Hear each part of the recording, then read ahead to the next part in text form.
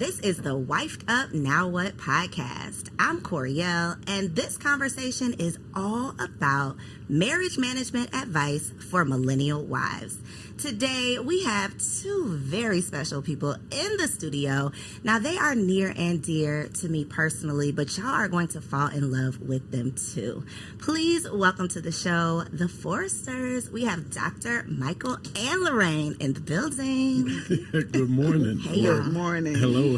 Oh, but I will say one thing though, Yes. Koereyelle, is that you forgot one piece of it. What did I forget? The one and only, the incomparable Larraine Forrester. That part. Look, so and Michael. we're already getting some marriage management advice. We're getting a little bit of wisdom within the first few seconds. I mentioned that y'all are near and dear to me because y'all were is it counselors? Premarital counselors. Yes. Okay, premarital counselors, our officiants for our wedding, our post-marital counselors, all of the things. And so I'm always excited whenever I have the opportunity. Well, let me not lie. I was going to say I'm excited when I have the opportunity to talk to y'all. It's usually not very exciting, but I'm excited when I have the opportunity to talk to y'all publicly. Right. When it ain't just about me and my problems. Right. But we're going to talk a little bit about me and my problems today. Okay. Which is what this podcast is all about, though, because we have been led to believe that getting the husband was the hard part. You know, that's the word on the street. It's like single ladies, you got to do 1, 2, 3, 4, 5, 6 to get a man. But what's on the other side of the marriage? That is what this conversation is all about. It's like you've done it, girl. But now that honeymoon is starting to fizzle away and real life starts, real work starts. So I would love for y'all to start by just telling a little bit about your marriage. So how long have you been married? And then talk a little bit about the work that you all do as a couple. And, well, I'll just say, to you as well, you guys are very near and dear to our heart as well. Yes, definitely. We consider you to be some of our adopted children. Thank you. You've been adopted into the family. Definitely love you guys. And, Thank you. Love you too. we definitely appreciate you having us here. Of course. And I think I'm going to defer to my wife because she tells this story so much Oh my goodness! What story? better than I do. But I will say, though, that, one of the things that I just really cherish, we met 42 years ago. And I was thinking about it this morning. The fact is, and it might even be a little bit shallow, but I remember when I first saw her, that there was something about her. It was her smile and her nose. And I think, that sounds kind of weird, right? Hey, but that was something that captivated me from minute one. Yeah. I'm going to let you go ahead and finish. And he's still got this smile on his face, baby. And he loves to play with my nose.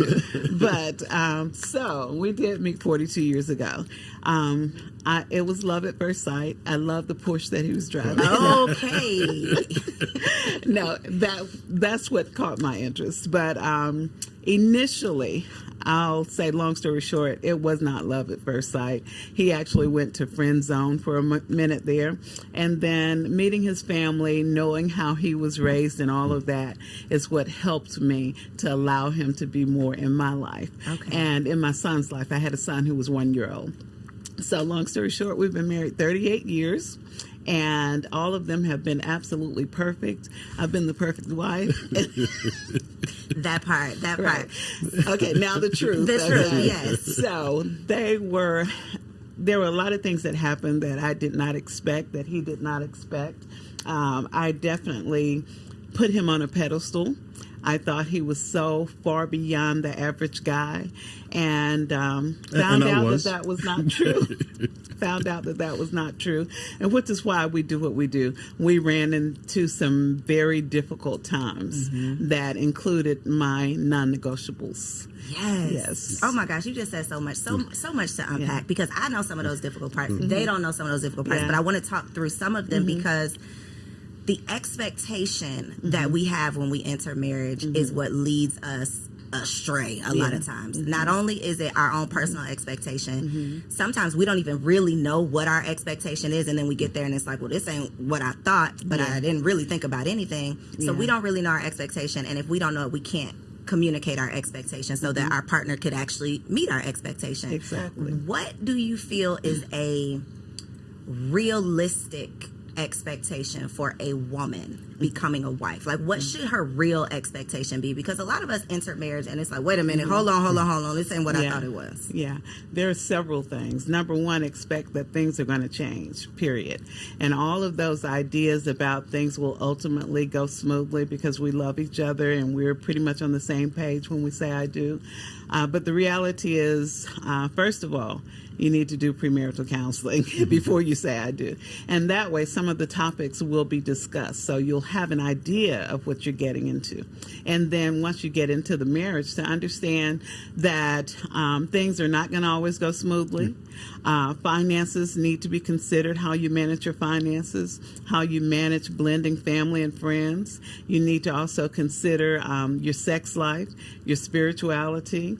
All of those things are things that you have to really think about. What is it, as you said, what is it that I want so I can communicate to my mate what I want and they'll understand it. So you mentioned something about his family, like seeing his family, and then you're like, okay, he can come on out the friend zone. We can give this a try. I think so often we overlook not just how your family is showing up. Like you go around and it's like, oh, they're cool or they're nice or whatever. But like, how were you raised? What did you witness in your home? What was your experience with relationships or communication or finances? All of those things I think we overlook because we're looking at his Porsche or we're looking at, what social media tells us is important, and then we're forgetting about the real things that are going to matter once the marriage truly begins. What would you say are some of the most common challenges that y'all are seeing? Because y'all work with people premarital, but on the other side, we be sending, y'all are in our Rolodex, like, look, call them today. We send y'all so many people, and I know somebody sent us to y'all, so I know that's kind of how y'all get around, but what are some of the common things that you're seeing in this modern day marriage? Like, what's really going on? And usually I think one of the main things is the communication dilemma. As with most situations, everything that happens needs to be communicated. So usually learning how to communicate effectively is an issue. And one thing that has come out recently is that family support is one of the number one reasons couples are divorcing today. For lack of family support. Exactly. So that has changed. Usually it's always been communication, sex, and finances. Now lack of family support. And I guess that's because we're so busy doing so many things. We have 3 or 4 different jobs, all these streams of income. So we're not supporting each other. If I could just chime in just 1 second, in terms of the expectations, I think that there needs to be an expectation that you need to be flexible, because despite the upbringing, the family background, and even though those things are they look ideal, that does not guarantee that what you experience in the marriage is going to reflect the same as what your mate might have experienced in your life. Yes. Would you say that is accurate? Because something else you said that I could personally identify with and relate to is the pedestal that you had him on, that you just thought, oh, perfect man, perfect husband. And then it's even harder when they fall off of that pedestal. Can you talk a little bit about that process of how he was able to fall off the pedestal, but then you didn't walk away? You were still able, you might have walked away and came on back, but you were still able to piece it back together somehow. And what does it look like on the other side now that you know he's not perfect? Yeah. And he would always tell me, look, I'm not perfect. You think too highly of me. But I was looking at his family, his mom, dad, great people. They taught him well, had great morals. His siblings, they got along very well. They had very interesting and intriguing conversations. Everything was just great. And he would call me long distance and tell me, I was listening to this sermon the other day and they said XYZ. And I'm like, okay, and all of those things. He was not the average person. He would never use profanity in my presence, period, and he's always so respectful. But then the tables turned. Day by day, he changed a little bit. And I think sometimes we kind of acclimate to the environment. So maybe the friends changed. I'm not saying it was on them. It was in him. But I could see a change. But they created an environment where it could come on out. Exactly. And so the things changed. Like he would never necessarily curse me, but I would hear the profanity when he's talking to some other people, which surprised me. And then I would see different things change. And ultimately, when I found out that he was for the streets, that was it right there. You found out he was for the streets. Mm-hmm. How did you gather him back out of the streets?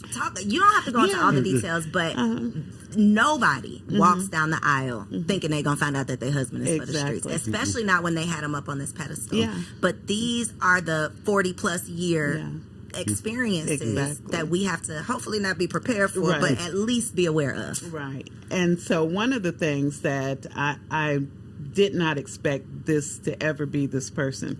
I thought that he was a man of great integrity. He was always at home. He went to work. He came home. Everything looked real good. But there were times when I might be at church and he might not feel like going. And then he would go do his thing wherever and be back before I got home from church. So when I did find out that he was for the streets, it was one of my non-negotiables. So I'm like, you out, period. This is done. But he said, I'm sorry. I made a mistake. I didn't mean to do it. I love you. What does all for the things. streets mean? Can we let's define for the streets, because for the streets could mean I like to go out, hang out. For the streets could mean I like to drink a little bit more than you do. For the streets could mean I like to socialize. Like, what does this for the streets look like? Well, in our situation, me being for the streets was really more about women. He was a hoe. Yeah. He's taking too long. He was. Okay, go ahead. I just had to get that out. But yes, and for me, not alcohol, but drugs was the other portion of it. Yeah. Right? So and it was one of those. Well, yeah. And for me, real drugs, or was it women and weed? Because weed ain't on. No. It was for real me. drugs. It was cocaine. Oh, real drugs. Which was my second non-negotiable. Hoes and hard drugs. Right. Okay, got it. Yeah. And it was one fueling the other. Did one, led to the next. Yeah. So it was just this perpetual cycle. What would you, looking back at that, because women, we're just speculating about what we think men are thinking about, and can you recall what led to, like, what was the first foot outside? It was ego, really, because to be honest, and this is something when I actually, started, down that road, it was something that was just it was a slow walk. It wasn't something that just all of a sudden, it was, the constant back and forth, the folk making snide remarks or these little suggestive comments. Your wife was? No.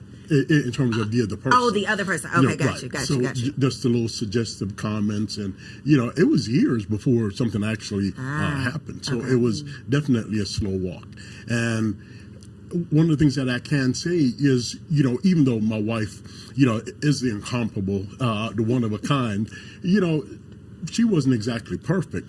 But there was nothing at home that I could say, well, this is my reason or this is my excuse for doing whatever. It was never a situation where, because of what she did, caused me to go there. That's the part that gets us, though, because we be at home cooking the dinner thinking everything is cool, and then we see something, or then we get that feeling in our stomach, or then, and then we find out that he is for the streets, and it's like, but wait a minute, I thought everything was good at home. So how is there a way to prepare or prevent, or is it just this is who this person is and this is what we're going to have to go through? I think it has a lot to do with that person and their maturity. Not anything that anybody else can do, but it's where they are, whether they're mature or whether they decide to be a person of integrity. And for me, I had to come to the realization that, especially during that phase of my life, it was, and I'll just kind of go back to the Bible. It says when I was a child, I did as a child. I spake as a child, but when I became a man, I put away childish things. And for me, that was definitely one of those phases where it was me being self-centered, selfish, and, it was that ego thing, So this is a non-negotiable, a deal breaker. It has happened. Both of them. The only two I had. The only two you had. No drugs, no screwing around. He did both. He did both. What is the next step for you? So the next step for me initially was to get a divorce. So I went, retained an attorney, started making the payments. And then before that, I found out I was pregnant before I completed the payments. So I'm pregnant. Okay. this child needs to understand who their father is. He's not all that terrible. He can do better. So he got back on the track. He's doing everything right. Then I find out again, he's screwing around again. Same person. Yes. Same person. I almost jumped out of this seat. Yes. Okay, go ahead. I'm sorry. So then I started paying the attorney. After a while, stopped the proceedings. He got back on track. Everything was fine. That happened twice. Third time, I said, okay, this is it. And we had some financial problems in there, which caused me to stop paying the attorney. But the third time, we got to court. He signed the divorce papers. I signed the divorce papers. And the attorney was there and shared with the judge what was happening. And the judge said, a sister looked at me and said, I will not grant you a divorce.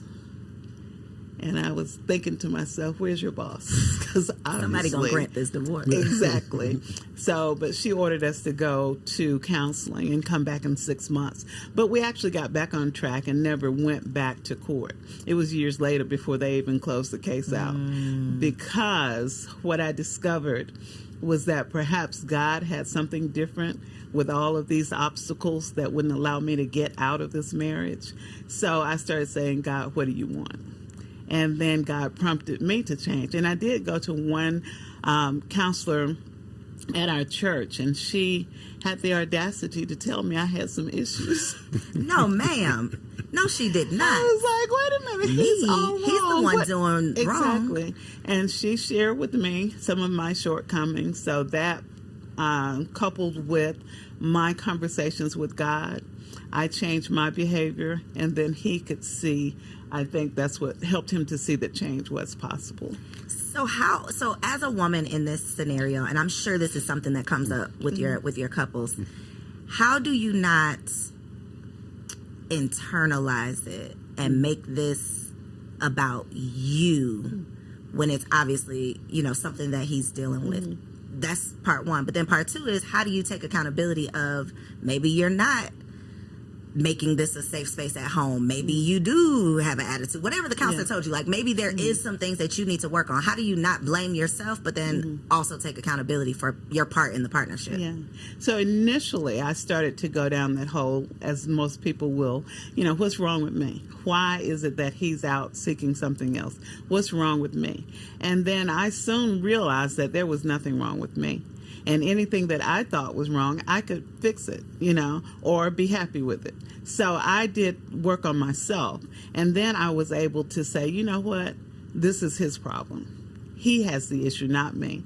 And so with me making the changes, and that's basically what the counselor told me, that I was not making it a comfortable environment at home, because I went from wondering what's my problem to, hey, look, I'm all of that and then some. So you need to recognize. So I had to tone it down a little bit. So there had to be like a happy medium. Right. But really though, in all fairness, if there were some things, in terms of her attitude or whatever, if there was something that's present and prevailing, 9 times out of 10, it was because of something that I did, right? That it wasn't making it a warm and loving environment, creating that space for me, because she was pissed off, probably, right? And then, so, how can I expect for her to be loving and kind if, I'm taking her down this, road, creating all this aggravation and frustration. This scenario where she can't be peaceful and calm and kind all of the time. So I'm expecting her to take the blame for me stirring the water and, getting things, stirred up. But yet she's supposed to be... Y'all were both playing your parts in it, for sure. Yeah. And it was definitely him. And some people who know me now think, oh, she's a minister. She's always got down on her knees and prayed and everything worked out. Well, when he looked at me, this came to mind. I'm peeling potatoes. It's like on Thanksgiving or Christmas Day or something. And I said something to him. And he looked at me and said, Psh, get out my face. And turned his back and walked away. And all of a sudden, the knife went sailing across the room. It was a slow motion and hit him in the back, stuck him in the back. So that's the kind of thing he provoked. 40 plus years. You know what, though? It's so necessary Yeah. to hear these conversations because people love to spend, well, your grandma stayed married for 60 years. Yeah. But we weren't privy to what was really going on in that marriage. And if we knew what they had to work through over over a course of literally a lifetime, everybody wouldn't be, I think, running so quickly down the aisle and not being prepared to do so. Do you think that you entered the marriage with deal breakers or non-negotiables? You know, I don't really think that I had. Well, I guess maybe I probably would have one, and it would probably be cheating because I know for me, had it been a situation where the shoe was on the other foot, I'd have been out the peace door. out. Out the door. Yeah, I thought, even though it was unspoken. Got you. So when couples sit down on well, not on your couch because I know a lot of it is virtual, but when you are in the presence of couples, premarital, how do you advise to handle like deal breakers? Do you advise that you should have deal breakers, non-negotiables, or do you encourage people that you can work through whatever life presents you? So, of course, each situation is different. We do ask them sometimes, you know, do you have deal breakers? And let them listen to what they're saying and what their mate is saying. Many of them who have gotten to the point of really wanting to be married, they'll say things like, okay, I don't know if cheating would be my deal breaker, you know, but drugs would definitely be. And violence, which we definitely ask people to step away from the relationship if there's violence or emotional. But you threw that knife now. Doc, you threw that knife. But that was not on That was a purpose. reaction. I didn't get up. It was a reaction. Thank you, babe. It wasn't premeditated, or are you sure it wasn't premeditated? It was not. Everything just went together. It all clicked. Fast. Yes. But those things, you know, even with that, I said we have no experience with violence because I don't count that as violence. Ma'am. Now, ma'am. When We I don't count did it. it. Okay, gotcha. We don't count it. When I did it. Okay. Or the time that I slapped him. So those things, you know. Sometimes but, a good slapping. No, we do not condone violence. We don't. We do not. No. Fellas. Yeah. But, you know, No. sometimes Yeah. a little yanking. Yeah. Okay, that's interesting because we've had a conversation around deal breakers, and it's usually the wife who has a laundry list of things that they're not going to deal with, and the husband who's like that one thing, like, absolutely not. If you step out, I can't get through it. Yeah. In your experience with couples, though, have you had situations where it's been infidelity on the woman's part and they have been able to work through it? Have you witnessed that? We have. He said no. He started shaking his head real quick. Right. We've seen them try, but ultimately it ends in a divorce. Why do you think that is something, you know, well, I believe that it's really biblical, and I associate it, right? Okay. With what I consider the temple experience, right? The inner court, the outer court, and the temple, right? For most men, they consider, especially if their wife or girlfriend or whatever the case is, have allowed another man to enter into that temple, it is a violation that he is very unlikely to be able to overcome, right? Because for most men, when their wives, you know, are unfaithful, not only is it a physical thing if there is intercourse that happens, right? It's an emotional thing because most women do not engage sexually with someone else unless there's an emotional connection. So for most men, it's really not so much about the physical thing, but that emotional disconnect that caused her to be able to connect with someone else. And for most men, it is one of those insurmountable obstacles. Most men. We have...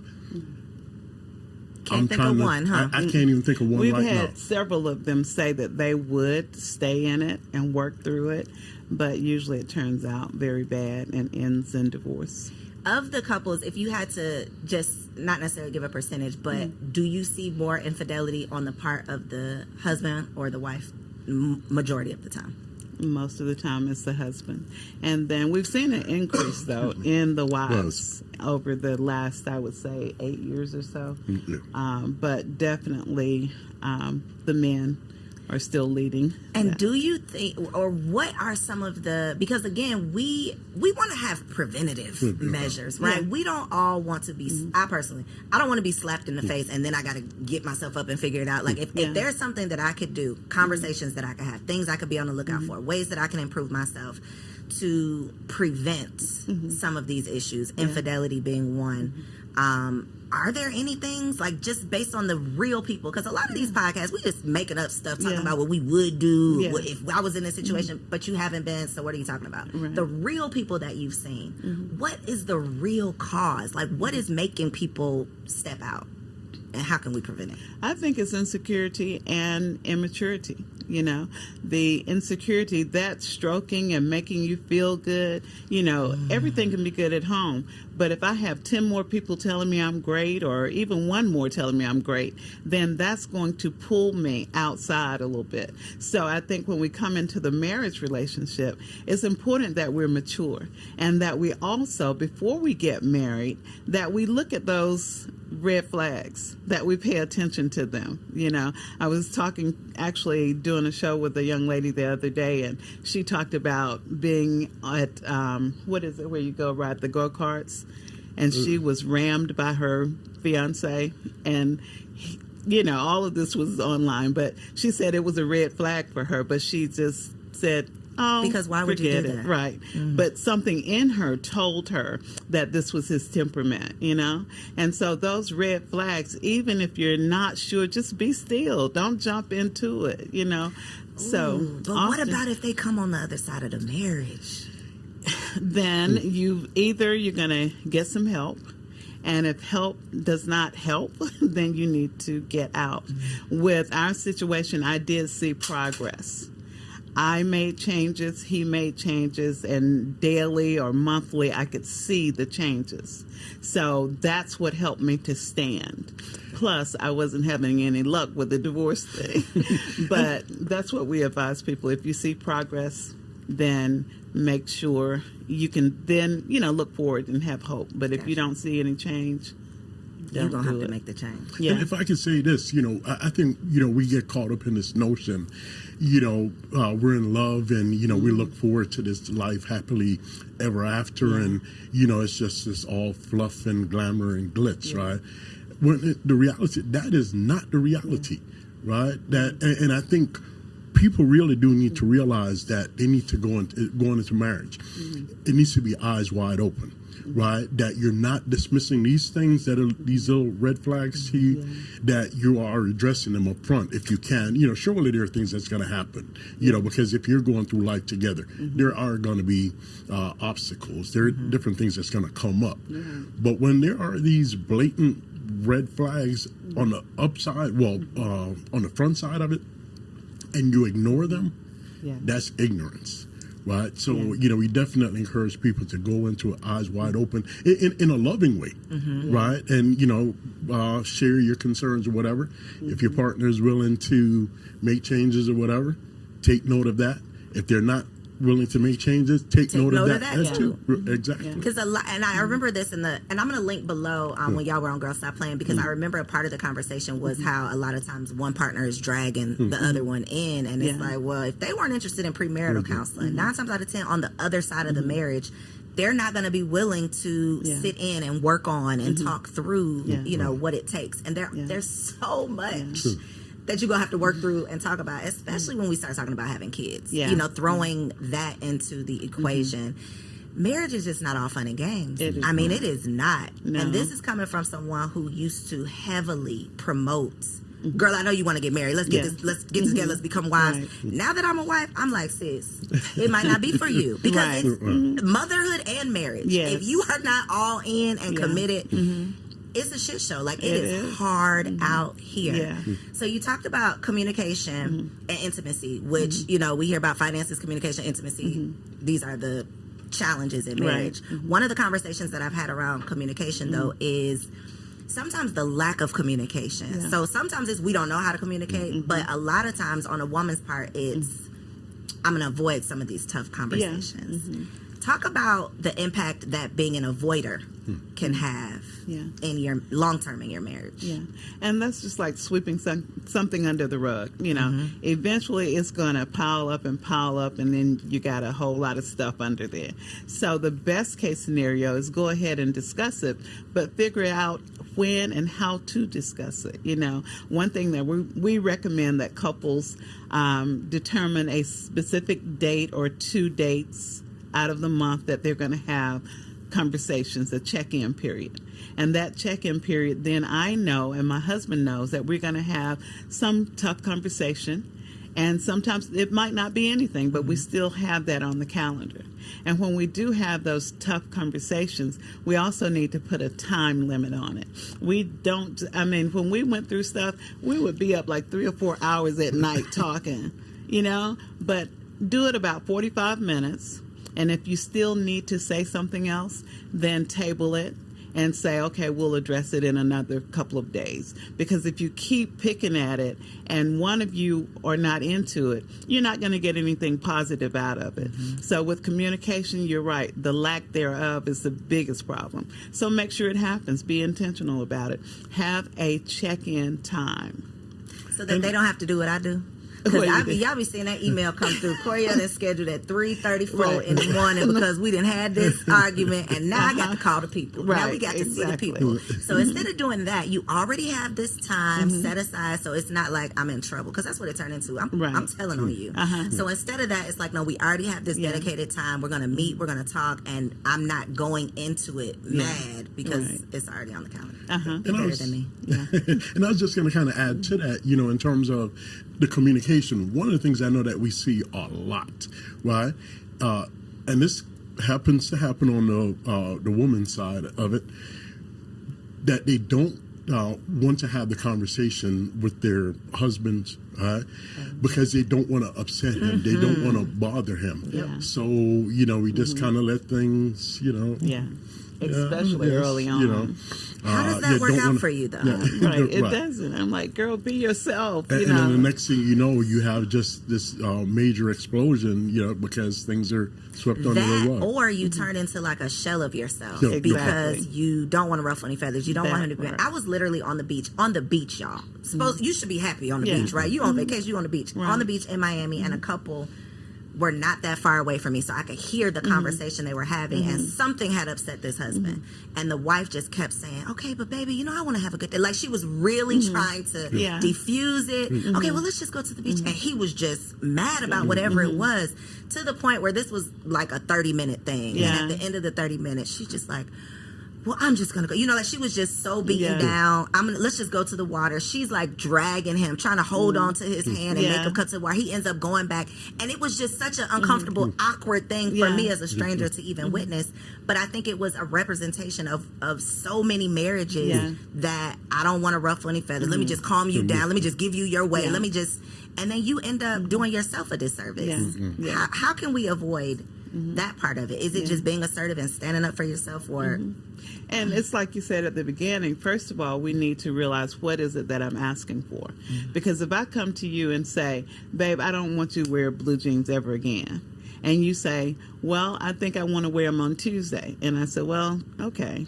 I'm not true to myself. I need to come back with some factual information why I don't want you to wear the jeans. And I need to have that already reconciled in my mind before I approach you with that thing, So then I can give you the facts as to why I have this position. And so just a lot of times we see women will say things and then they'll change so fast. And then they come back 2 weeks later with the same issue. Stand firm on it.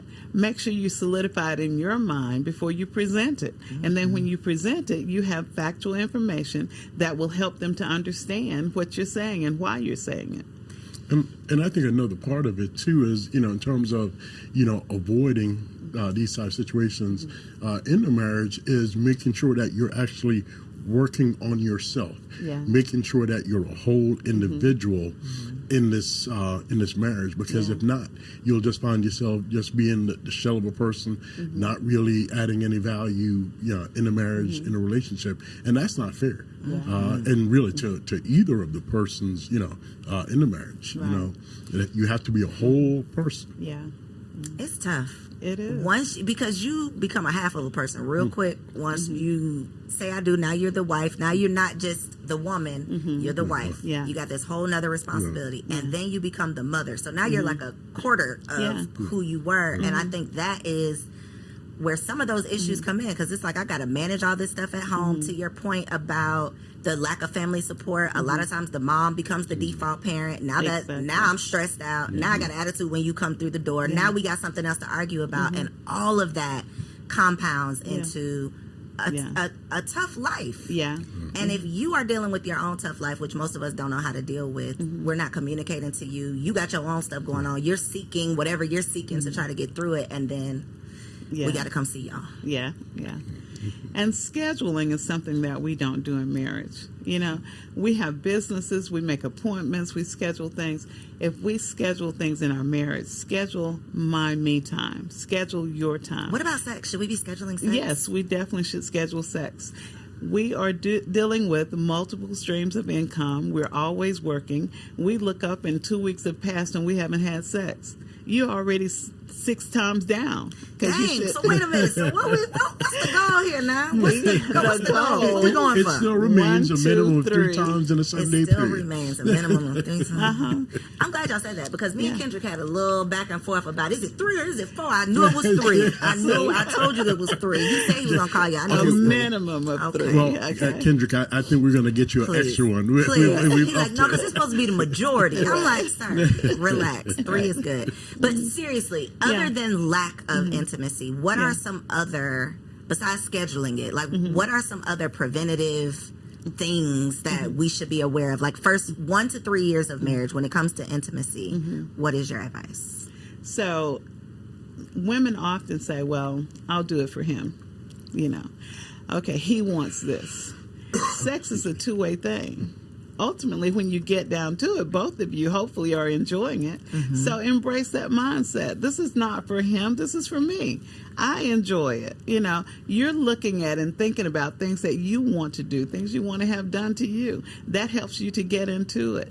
Looking at part of how they do it in the tantra sex, where you're thinking about it 24/7 and you're psyching yourself up to it. Or you go 3 days with you two touch, kiss, and everything but sex. But then on that 4th day, you go all in, you know. And so it's making it interesting for both of you. And it's not, you know, there is sex and there's making love, 2 different things. Both of them are necessary. A lot of times women expect making love.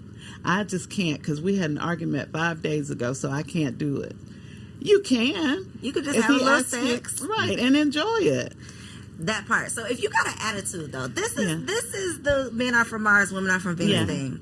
I could piss him off at 8:05. By 8:07, he ready to go lay down. He is fine. 8:06. Look, 30 seconds later, if he pisses me off at 8:05 a.m., I might still be mad at 8:05 p.m. Like, I might just be coming down at 8:05 p.m. where we. That is the part that I think I'm laughing about it, but I really think this is a serious problem, because men do not understand. Like, my body almost don't work. Like, I'm gonna be looking at you like, you don't want to be on top of me, and I'm looking at you like that, right? Yeah, but he's not looking at you. He don't care. Yeah, he don't care. But when years ago, somebody close to me had a terrible car accident. They were paralyzed. I get the call, and I'm like, oh my God. I'm just pretty much in shock. And I tell him, he just starts groping and I'm like, really? And what was your reason for that? He said it always made him feel better, so he thought sex would make me feel better in the moment. I was just trying to play my part, trying to help her get over this situation, trying to put her in a better state of mind. Distract you. Let me get your mind off of that. No. Wow. Yeah. Y'all are literally from Mars, because what? Yes. Okay. That is thank you for saying that, because that represents what men, and I don't want to just say like y'all, but y'all brains are literally different. They are wired different from ours, and so that is a perfect example of. they just can't read the room sometimes. Right. But exactly that was, I believe, at that time and at my stage of maturity, that was a legitimate You were thing serious. for me, in terms of my thinking that this is how can I help my wife in this moment? And that's what I deflected to, I really appreciate you saying that right now, because for most women, we're like, no, hell no, you are crazy. But he was serious. He was serious. Yeah. Okay. I was That very actually helps. offended. I was very offended. Yeah, I would have been offended too, but that makes it make sense. Yeah. That y'all literally, it's a totally different thing for y'all versus how it is for us. Okay. Whew. So put it on the calendar. Yes. Make it do what it do. Okay. All right. The last segment. And let me say a little bit about that Okay. too. I'm not saying to women, just he might have totally disrespected you, and you're supposed to go pull your clothes off and be ready for it. I'm saying he should come back and at least apologize, and you should be able to say, well, we can pick this up 2 days from now. We'll talk about this thing. Let's go ahead you just made me and think of something. reunite. Yeah. Withholding sex. Talk about that. What comes to mind when I say withholding sex? Because that's a whole thing of like a barter, like a bargaining chip in marriage. Well, let me just start here, and I'm gonna go to the Bible on this one.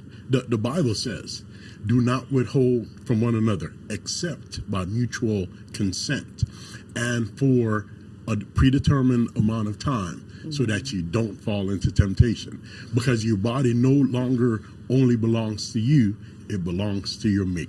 And I'm gonna let you go ahead and take it from there. Yes.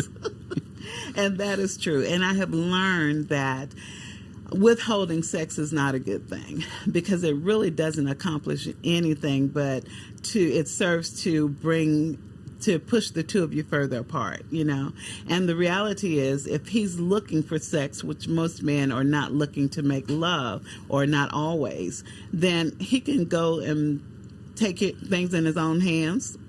He can also go, and that chick who's been looking at him at work, he can go get it anyway, So why not go ahead and do it?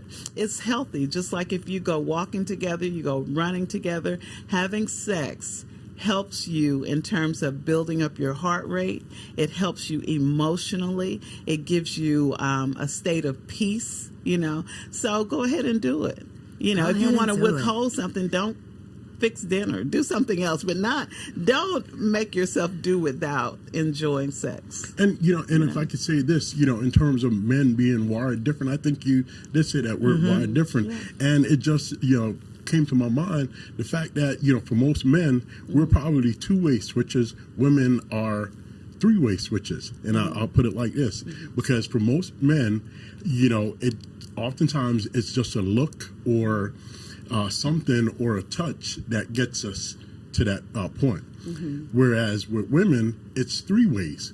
I feel that it's the mind, the heart, and the vagina. If those poles aren't connected, it's not going to happen. So, and I think, we don't want to minimize that part in terms of, saying that, and as we were saying that we shouldn't deprive one another, right? But it does require a little bit more for women. And I think we have to acknowledge that, in terms of for men, that it's not just that on and off switch. And I think those are part of the conversations that have to be had, because as your body changes, as your responsibilities change, as your schedule change, if y'all are not on the same page and committed to the commitment, then I think that could definitely cause some struggles as well.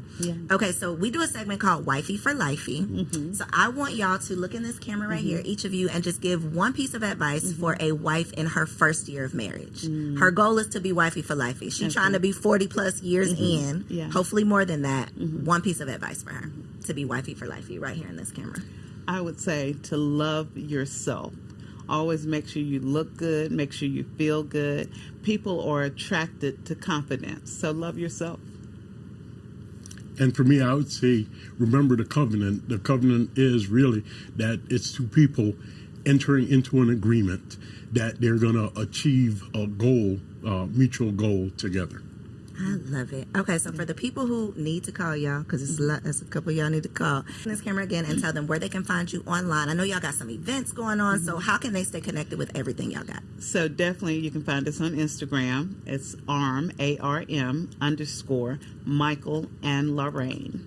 And that's Larraine with LA because there's nothing low about me. I know that. So Mama knew. Once again, it's ARM _ Michael and Larraine on Instagram. And then our phone number is 470-403-1584. All right, and we'll make sure that we put all of that in the show notes down below. Thank y'all so much for being here. I know that y'all probably on the floor, your edges sliding back right now. I know. Make sure you share this episode with a friend, though, because these are the necessary conversations that we need to have on the front side so that we don't have to go sitting with them on the back side, okay? Once you start backsliding in your marriage. All right, next segment, our girl TK is here for Wifey Keeps It Spicy. Stick around, and I'll catch you on the next episode. Peace.